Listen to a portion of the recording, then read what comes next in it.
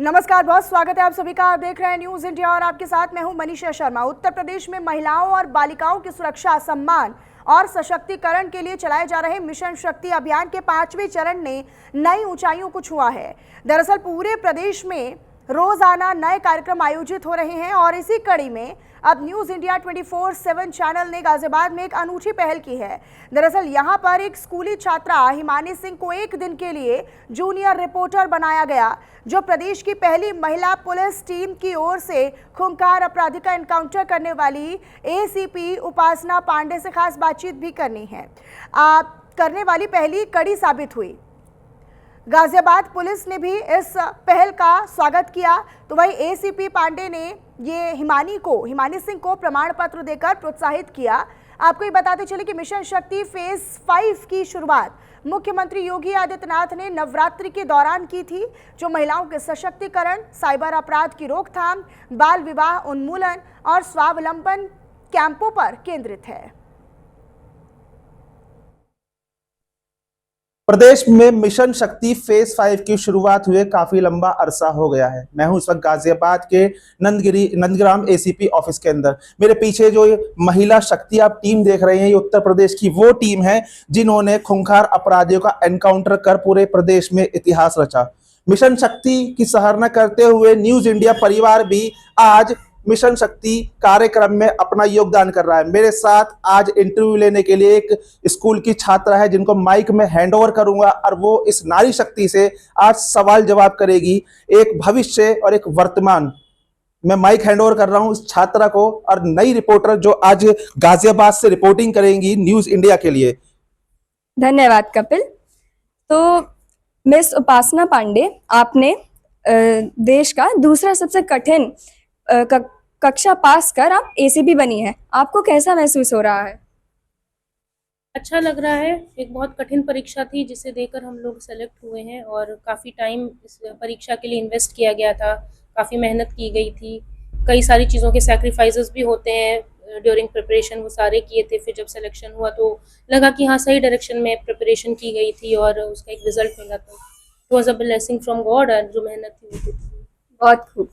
अब आप हमारे विद्यालय में महिला शक्ति के बारे में बताने भी आई थी। क्या मैं आपसे ये पूछना चाहती हूँ कि महिला शक्ति क्या होती है और क्यों हमारे देश के लिए ज़रूरी है?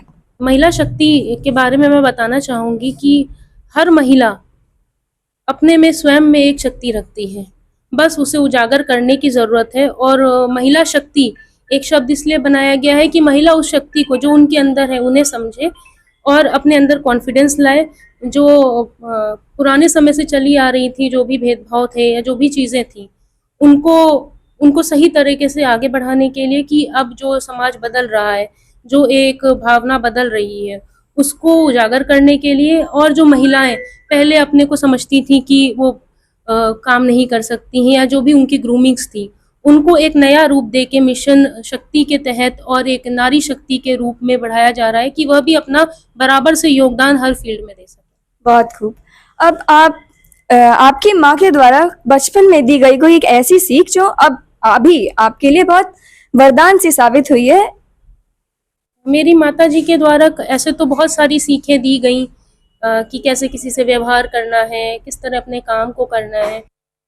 कोई चीज़ तुम्हें बहुत तकलीफ दे रही है तो उसको बहुत ध्यान नहीं देके अपने काम को करते रहना है। जो भी चीज़ें हैं विद टाइम सही हो जाएंगी और एक अपना कॉन्फिडेंस बना के रखना है। तो मैंने उसी को फॉलो किया। कभी भी कोई कठिन सिचुएशन आ जाए, वर्स टू वर्स चीज़ें होती रहीं, बट मैंने उन सबको एक साइड में रखकर अपने काम को करती रही और फिर चीज़ें ठीक होने दिखाई देती रही। ये आपकी माताश्री ने बहुत अच्छा आपको दिया है। तो जब आप अपनी महिला टीम के साथ पहला इनकाउंटर किया था और गोली चलाई थी, तो उस समय आपकी भावनाएं क्या थी? उस वक्त महिला टीम द्वारा पुलिस कमिश्नरेट गाजियाबाद में उच्च अधिकारियों के आदेश द्वारा एक चेकिंग अभियान चलाया जा रहा था जब ये घटना हुई थी। और पुलिस टीम द्वारा एक अपराधी ने पुलिस टीम के ऊपर जान से मारने की नीयत से फायर किया, तो हमारी पुलिस टीम ने बहुत ही बहादुरी से उसका सामना किया। और ये पूरी टीम मौजूद है जिन्होंने गोली चलाई थी उनमें, और उस व्यक्ति के पैर में गोली लगी और वो एक एचएसपी था। तो एक सराहनीय कार्य महिला पुलिस टीम द्वारा हुआ है। जैसा देखा जाता है जनरली कि पुरुष टीम द्वारा ही इस तरह के कार्य किए जाते हैं, पर हमारी महिला टीम जब एक ऐसी सिचुएशन में फंसी तो उसने उनका सामना डटकर किया और एक अच्छा कार्य महिलाओं द्वारा किया गया पुलिस विभाग में। जब कोई महिला आपके सामने अपनी विपत्ति या समस्या लेके आती है और आपको पता है कि उसका समाधान क्या है, पर कानून के जैसे हाथ बंधे रहते हैं, तो उस टाइम पे आप कैसा महसूस करती हैं और आप क्या सोचती हैं कि ये होना चाहिए? जब भी कोई भी महिला हमारे पास आती है तो हमारा उद्देश्य रहता है कि हम उसकी मदद करें, उसकी परेशानी सुने और उसको न्याय दिलाएं। और कानून इस प्रकार के बनाए गए हैं कि महिलाओं को न्याय मिले। कुछ ऐसा हो जाता है कि कानून इस प्रकार का है कि एक प्रोसीजर फॉलो करना पड़ता है, तो बस उस प्रोसीजर को जब महिला पीड़ित होती है तो हम लोग जल्दी जल्दी फॉलो कराते हैं कि जल्द से जल्द महिला को न्याय मिले। और कोशिश यही रहती है कि कानून इस तरह के बनाए गए हैं कि किसी को न्याय दिलाने में हाथ ना बंधे रहे हमारे, और यदि कोई चीज़ आती है तो उसको हम लोग निस्तारित करके जल्द से जल्द महिला को सुरक्षा और उसकी जो भी प्रॉब्लम होती है उसको सॉल्व करने की कोशिश करते आपने अभी बोला कि हमारे देश के कानून ऐसे बनाए गए हैं कि किसी महिला, अगर कोई महिला पीड़ित है तो उससे जल्द समस्या का समाधान कराएं। पर क्या आपको लगता है कि हमारे जो देश के कानून बनाए हैं उनसे हमारे देश की महिला सुरक्षित है, या इन कानूनों में कुछ बदलाव करने की जरूरत है? जैसा कि देखा जा रहा है कि समय समय पर हर चीज में बदलाव की आवश्यकता होती है। तो जिस तरह पुराने कानून थे उनमें जो भी त्रुटियां थी या जो भी कमियां थी, या जो नया भविष्य आ रहा है, जो नया समाज बन रहा है, उसमें जिन चीजों की जरूरत थी उनके बेसिस पे 3 नए कानून बनाए गए हैं। और उसमें महिलाओं के लिए भी बहुत सारी चीजें इंक्लूड की गई हैं, जैसे कि क्रूरता की परिभाषा दी गई है। एक जो महिलाओं के खिलाफ एक धारा 69 एक BNS की लगाई गई है, जिसमें था कि डिसीटफुल मीन से यदि कोई व्यक्ति किसी महिला के साथ गलत काम करता है उसके लिए एक अलग सजा, एक अलग रूप। तो इस तरह की कई सारी चीजें कराई जा रही हैं जिनसे महिलाओं की पीड़न को कम किया जा सके। जैसा कि आप जानती हैं कि बोर्ड की परीक्षा की तिथि आ चुकी है, तो आप हमारी छात्राओं को क्या संदेश देना चाहती हैं? मैं छात्राओं से यही कहना चाहूंगी कि वो अच्छे से पढ़ाई करें और अपने अंदर एक कॉन्फिडेंस रखें कि जो उन्होंने पढ़ा है उसके बेसिस पे वो एग्जाम लिख लेंगी और वो अच्छा करेंगी।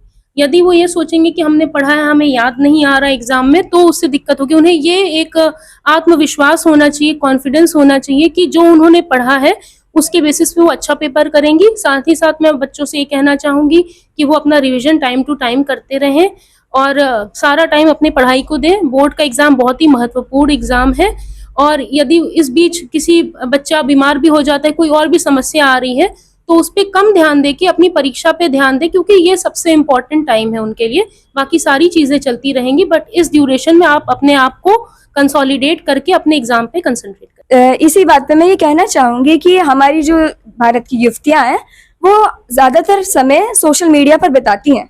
आप उनको क्या संदेश देना चाहेंगी कि वो मतलब थोड़ा सोशल मीडिया से ज्यादा हटकर अपनी परीक्षा पे ध्यान दें? आज का जो परिवेश है उसमें सोशल मीडिया में सभी लोग बहुत एक्टिव हैं, और सोशल मीडिया जहां आपको बाकी लोगों से कनेक्ट कराता है वहां आपका बहुत सारा समय भी ले लेता है और कई बार कुछ नुकसान भी हो जाता है। मैं सभी बच्चों से ये कहना चाहूंगी कि सोशल मीडिया बस एक एंटरटेनमेंट प्लेटफॉर्म है। उससे आप बहुत सोचेंगे कि आप एजुकेशनली आप उसमें थोड़ा बहुत गेन कर सकते हैं, बट अभी आपके एग्जाम्स हैं तो आप अभी उस पर कंसंट्रेट करिए। सोशल मीडिया कहीं नहीं जा रहा है, आपके एग्जाम के बाद भी वो वैसे ही रहेगा और तब आप उसमें अपना जो भी समय देना चाहे दे सकते हैं। परंतु सोशल मीडिया एक एडिक्शन की तरह भी आजकल देखा जा रहा है, तो सभी से ये रिक्वेस्ट रहेगी कि अपने स्क्रीन टाइम को नोट कर लें कि कितने कितने टाइम वो सोशल मीडिया चला रहे हैं और उनसे क्या गेन कर रहे हैं, क्या लॉस कर रहे हैं। क्या ऐसा तो नहीं है कि बहुत सारा टाइम आप ऐसी चीज़ों को दे रहे हैं जो अगर आप अलग जगह लगाएं तो आप अपने करियर में बेहतर कर पाएं। इन सारी चीज़ों का एक एनालिसिस करेंगे तो वो सोशल मीडिया को बेहतर यूज़ भी कर पाएंगे और उससे गेन। पर जैसा आपने बोला कि उनको अपना स्क्रीन टाइम लिमिट करना चाहिए, तो आपको क्या लगता है कि उनका स्क्रीन टाइम सोशल मीडिया पर कितना होना चाहिए ताकि उनकी परीक्षा पे असर ना पड़े? ये सबका व्यक्तिगत है। मैं उसमें कैसे बता सकती हूँ कि किसको कितना मीडिया चलाना है या सोशल मीडिया पे एक्टिव रहना है, बट जितना टाइम वो मैनेज कर सकें कि वो अपने पढ़ाई को भी उतना समय दे पाए, कोई उनकी पढ़ाई में नेग्लिजेंस ना हो, कोई और उनका महत्वपूर्ण काम कोई हो जो सोशल मीडिया चलाने से रह ना जाए।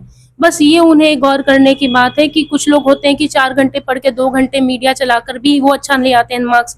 कुछ लोग पूरे दिन पढ़ते हैं, नहीं मीडिया चलाते फिर भी, तो वो पर्सन टू पर्सन डिपेंड करता है कि वो अपना स्क्रीन टाइम कैसे मैनेज। गाजियाबाद से कपिल मेहरा के साथ हिमानी सिंह की रिपोर्ट।